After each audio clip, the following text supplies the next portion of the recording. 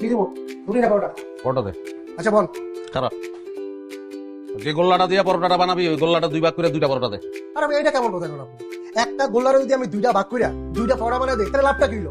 এই ঘুরে ফিরে তো একটা পরোটা সমান হইলো। আরে বলো সৌন্দর্যের তো একটা বিষয় আছে। একটা পরোটা খাইতেছি এটা দেখতে কেমন লাগে?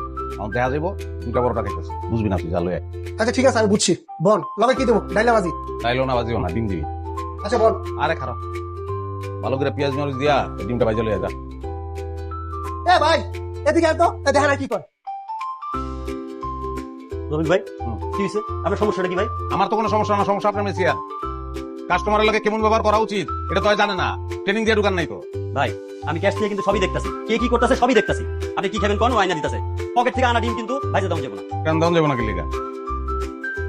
আপনি 10 টাকা ডিম 20 টাকা রাখবেন আর ওইটা আবার খাইতে হইব। আরে না অসুবিধা কি? অল্প একটু পেঁয়াজ মরিচ দিবেন আর ডিমটা তো পরোটার তেলে ভেজে বালাইবেন।